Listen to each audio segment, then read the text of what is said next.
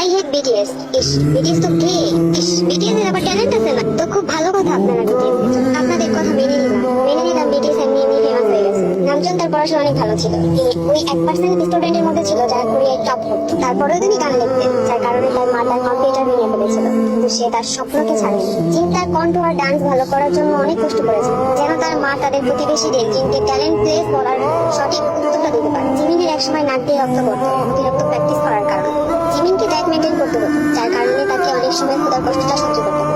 সবকিছু সহ্য করেও সে তার স্বপ্ন ধরে রেখেছে। তারপর অনেক সময় লুকিয়ে কান্না করতো। যে বয়সে আমরা বাবা মায়ের কাছে ছিলাম, সেই বয়সে সে তার বাবা মাকে ছেড়ে অডিশন দিয়েছে। সময় ছোট জাঙ্কুক লুকিয়ে কান্না করতো বাকি মেম্বারদের কষ্ট দেখি, কঠোর পরিশ্রম দেখি। আমরা যাকে most handsome man BTS member V নামে চিনি, তিনি একজন সাধারণ ঘরের ছেলে ছিল, কিন্তু কঠোর পরিশ্রম করে আর অনেক কষ্ট সহ্য করে সে তার স্বপ্ন পূরণ করেছে।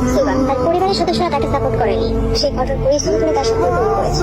যে পরিবারের সামর্থ্য ছিল না, কিন্তু সে হাল ছেড়ে দেয়নি, তার স্বপ্ন পূরণ করেছে। একটা সময় তারা 7 জন একটা রুমে গাদাগাদি করে থাকতো, কারণ তাদের কাছে এত টাকা ছিল না যে তারা আলাদা রুম নিয়ে থাকবে। একটা সময় ছিল যখন তারা রাস্তায় নিজেদের ফ্রি কনসার্টের টিকিট বিক্রি করতো, কারণ তাদেরকে কেউ চিনত না। একটা সময় ছিল যখন তাদেরকে ভিনদেশি মানুষ হেট কমেন্ট করতো, কিন্তু নামজুন সেইগুলো কোরিয়ান ভাষায় ভালো কথা বলে বাকি মেম্বারদের শোনাতো, যেন ওই হেট কমেন্ট গুলো পরে বাকি মেম্বাররা হাল ছেড়ে না দেয়।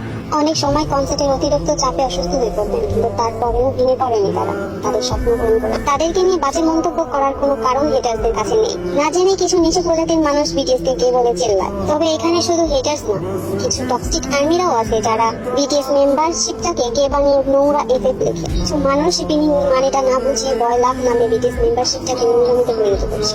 আজকাল ইউটিউব ইনস্টাগ্রাম ঢুকে দেখা যায় টেককুক জিকুক এফেক্ট, যার ভাষা এবং ছবিগুলো নোংরা থেকে জঘন্যতম নোংরামিতে পরিণত হয়েছে। তার কারণে নষ্ট হচ্ছে ছোট্ট আর্মিদের মস্তিষ্ক, নষ্ট হচ্ছে আর্মি ফ্যান্ডমটা। শুধু তাই না, বিটিএস মেম্বারদের মধ্যে আছে ফলোয়ার ফ্যান, যারা সোলো ভাবে আইডলকে সাপোর্ট করে, কিন্তু সেটা খারাপ জিনিস না। কিছু টক্সিক ফলোয়ার ফ্যান আছে যারা বিটিএস মেম্বারশিপটাকে নষ্ট করছে। তারা একজনকে উপর ওঠানোর জন্য আরেকজনকে ছোট করে অপমান করে, যেখানে বিটিএস মেম্বাররা একে অপরকে ছাড়া অসম্পূর্ণ।